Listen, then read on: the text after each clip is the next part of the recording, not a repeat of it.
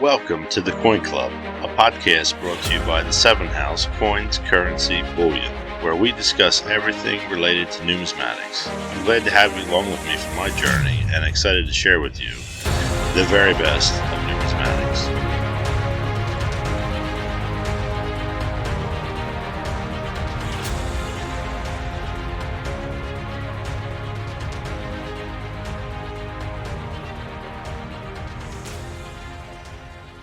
Hello, my numismatic friends, and welcome to the second episode of the Coin Club podcast. I really want to thank you for your support that has gotten me to this point, and your continued comments and suggestions are always welcome. I sent the first episode out as a pre-release to some close friends, and the overall feedback was great. Well, for a beginner anyways. I had to teach myself how to do all this from scratch. Record, edit, publish. So your patience through all of this has been greatly appreciated. In this episode, we'll dive into some recent happenings in our world of numismatics, a review of the blue Whitman Lincoln cent folders and albums, what my 2021 plans are for coin collecting, what's Tony drinking, what were you thinking, and a quick armchair quarterback review of the delays in shipping over the past holiday season with the United States Postal Service. I wanted to talk about this a little before we got too far away from the holiday. And with that, let's get on with the show. On February 16th, the announcement was made that the June 2021 Baltimore Whitman Expo was being canceled. The state of Maryland, along with the city of Baltimore, continue to take the COVID-19 pandemic seriously and are looking out for the best interests of all of its guests. The show's management recently said that we can expect to see a mega Bourse floor this year with the November Expo. For those of you who are new to collecting, when you hear the term Bourse floor, it is referring to the actual floor on where the coin dealer is set up and you get to mesmerizingly walk around and stare at the things you want to buy and a lot of things you cannot afford. You're thinking to yourself, this guy needs some more up-to-date news, right? Well, the Baltimore Whitman show is a must for me every year, and I felt that I needed to at least mention it a little bit. I really miss it and wanted to talk a little bit about what makes it so special for me. I make a day out of it and get there early to eat at one of my favorite breakfast spots, the Corner Bakery, which is right down the street. I take the nice stroll from the Corner Bakery past the USS Constellation, which sets so gallantly in the Baltimore harbor for all to see. It is the last sail-only ship built by the United States Navy. It was finished in 1855 and was used for many different things over her lifetime. She served in the Mediterranean Squadron, the African Squadron, and then back to the Mediterranean to patrol for Confederate vessels during the Civil War. It served as a training ship for the U.S. Navy upon return to the United States, and then in 1878 it hauled exhibits from the U.S. to Paris for the Universal Exposition, and later food to Ireland during the famine. After admiring this gorgeous ship, I walk through the front doors of the Baltimore Convention Center and go straight to the registration booths. Some of my Coin Club friends man the registration table. They get a sneak peek and tell me some of the must-sees when I go in. I buy a couple raffle tickets and then hit the Bourse floor for a few hours. Having built up a hunger, I walk across the street for lunch and have a beer or two. Surprise, surprise. This usually greases up the old wallet, and I end up buying most of my wares in the afternoon. I walk back over for the rest of the afternoon and then drive home, after about another 4 or 5 hours on the floor. It's a really nice time, and the show is enormous. For me, half the fun of attending these shows is to be able to interact with the dealers and gain a little more knowledge than what I walked in the front door with. I also gawk at things I can't afford and mark more things down on my wish list than I could ever dream of owning. I usually do pick up a few things to add to my collection as well. Although I was sad to hear that the June show was canceled, I understand why, and I am anxiously looking forward to the one in November. The United States Mint has released on February 19th the final 3-coin set in the America the Beautiful Quarters program. It features 3 reverse designs honoring the Tuskegee Airmen, 2 uncirculated quarters, 1 from Philly and 1 from the Denver Mint, and 1 proof quarter from San Francisco grace this set. The United States Mint website describes them as follows. Their reverses depict the Tuskegee Airmen pilots suiting up to join the fight during World War II with the Mountain Field Control Tower in the background. The pilot looks upward with pride and confidence as 2 P-51 Mustangs pass overhead. The inscription, "They fought 2 wars," is arced across the top as a reference to the dual battles the Tuskegee Airmen fought, fascism abroad and racial discrimination at home. Additional inscriptions are Tuskegee Airmen, Alabama, 2021, and E Pluribus Unum. The offering price on this set is $11.50, a very fitting tribute that was released during Black History Month. While you're there, check out their section called Inside the Mint. It offers you an inside look at their mission, which is connecting America through coins. There is a lot of worthwhile reading there. Crossing the pond to my friends over in Paris, La Monnaie de Paris has some exciting new offers. I was very fortunate to be able to make a very quick stop to their gift shop the last time I was over there.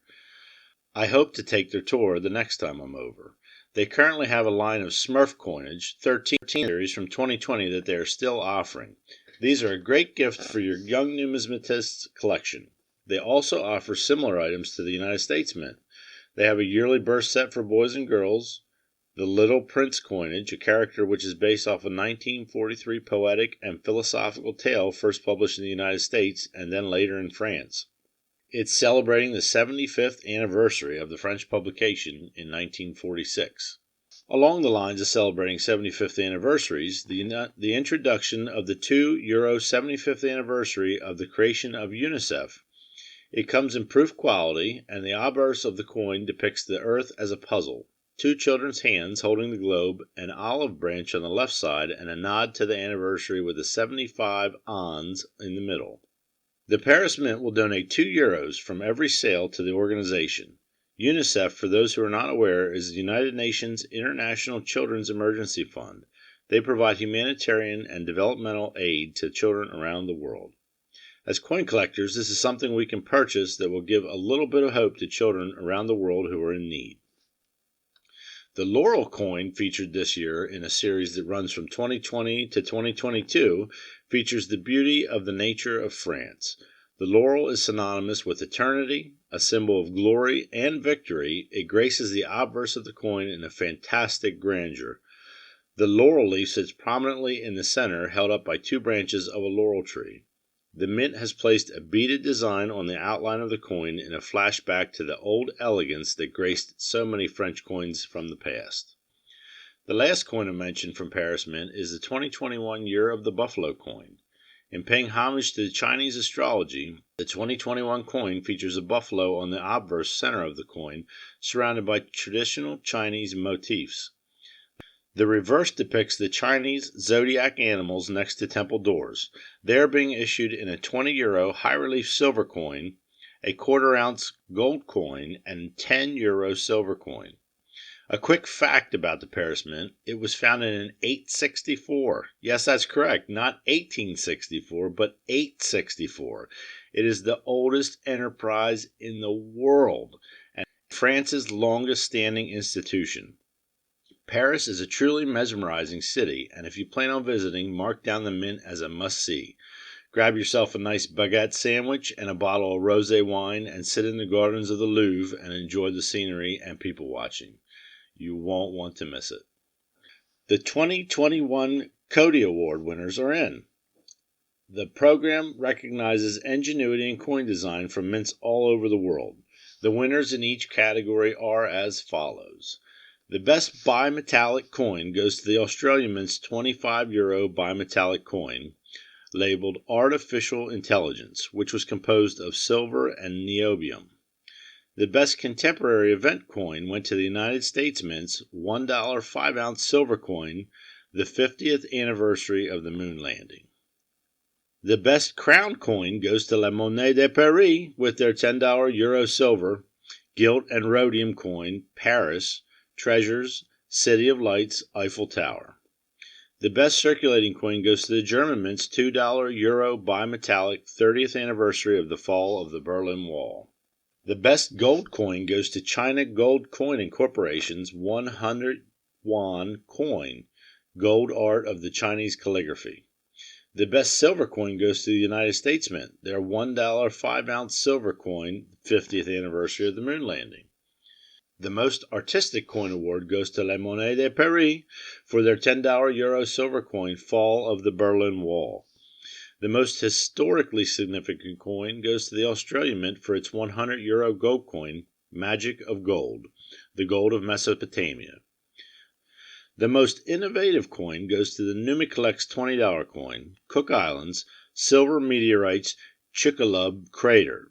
Sorry about that, I probably butchered that last name, but...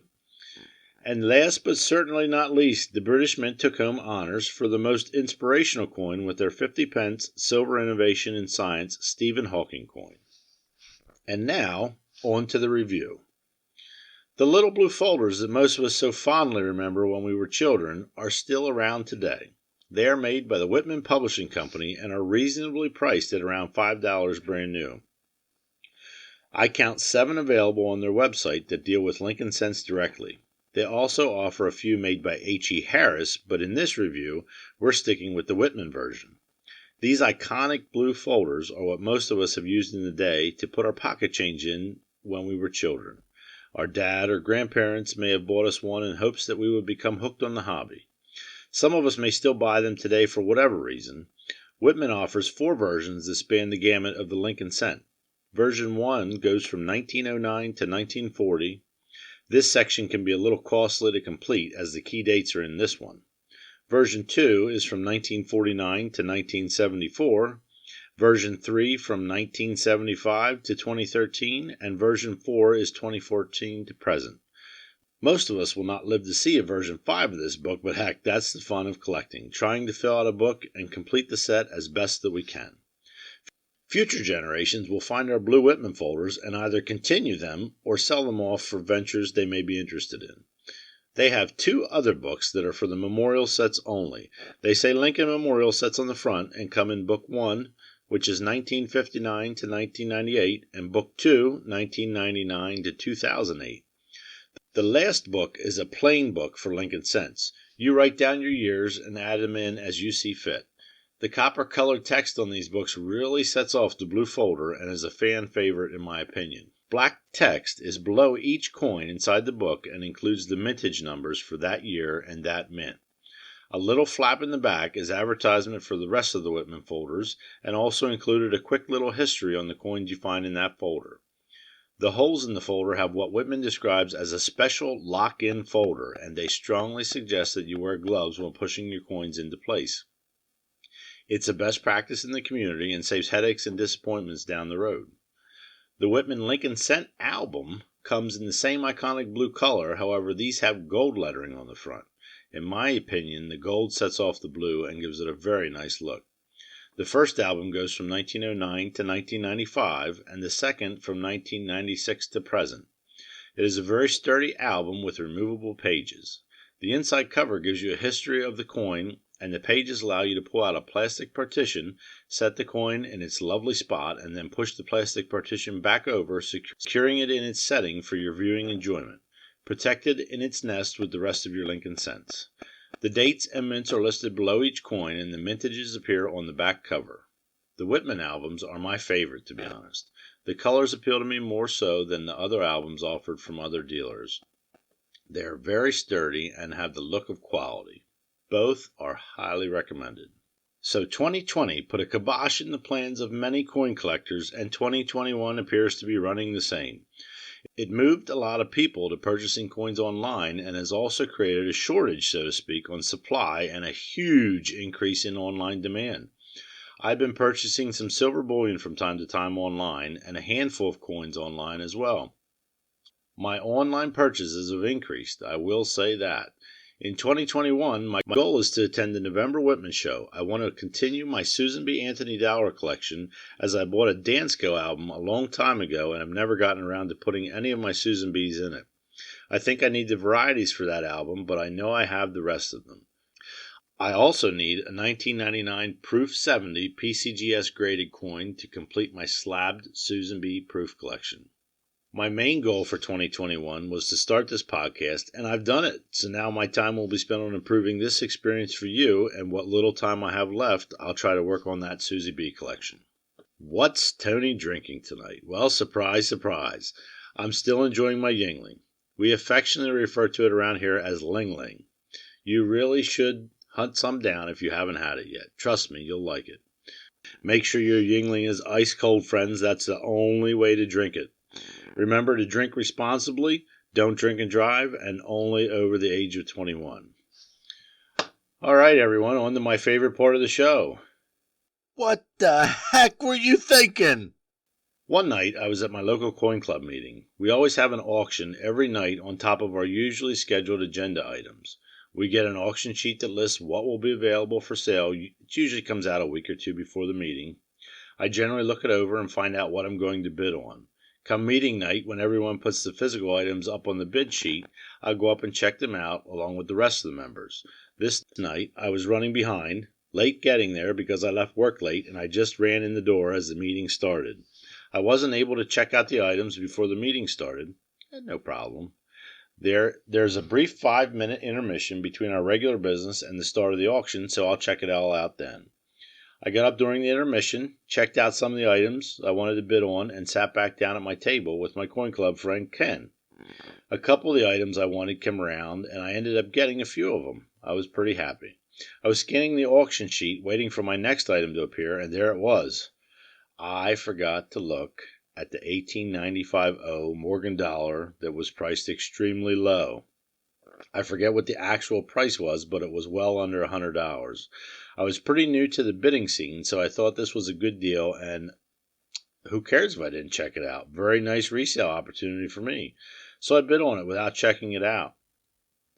The seller said it was in XF condition, and I should be good to go. Why not? Right? Everyone describes what they're selling as it should be. Well, I got it. First bid at the opening price. Nobody else bid against me. I won the auction. I was so happy. I couldn't believe I got it. They brought it over to my table, and I placed it very gently in my bag and went on with the evening. I didn't inspect it at that moment either, because I was more caught up in the moment than anything else. The next day I took out my loupe and inspected the coin as I should have done before the auction. Right there on the obverse, running through the bottom cheek and the whole way to the bottom of the coin, were 2 initials scratched into the coin. My heart sank. I had what I thought was a nice money maker, and it turns out to be a 0, a nothing, a tank, a burner, a pit. What the heck was I thinking? I'm an honest person, so I didn't try to dispute it.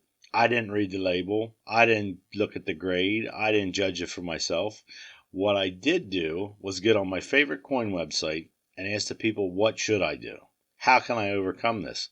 The first thing they told me was this was a costly lesson that I've learned, although it could have been worse.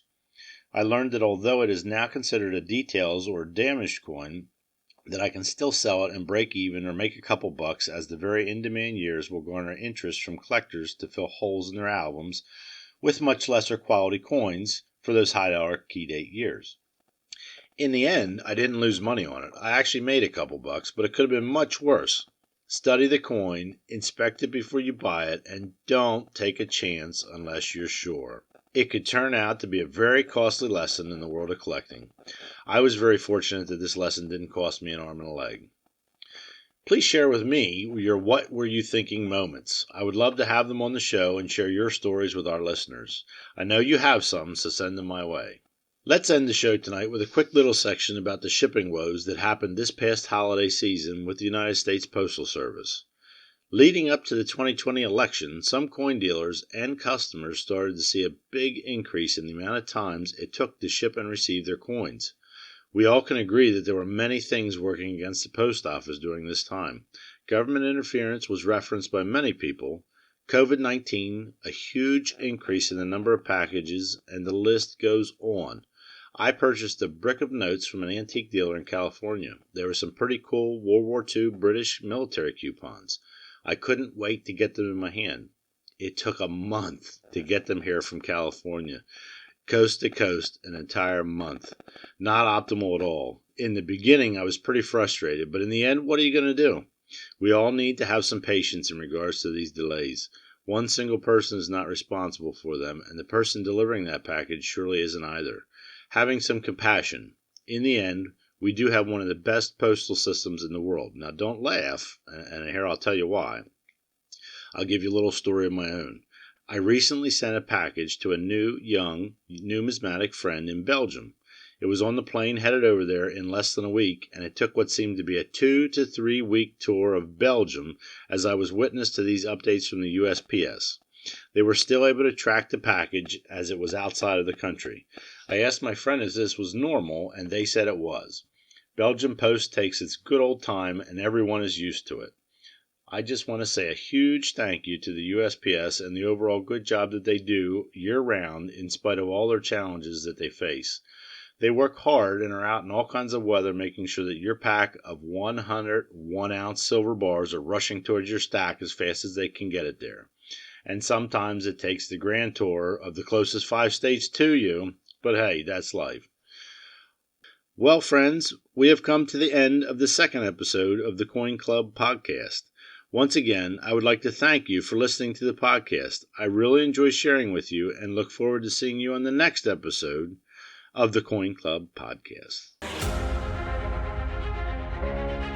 Thank you for joining me on this episode of the Coin Club podcast. I had a great time with you and look forward to sharing with you on the next episode.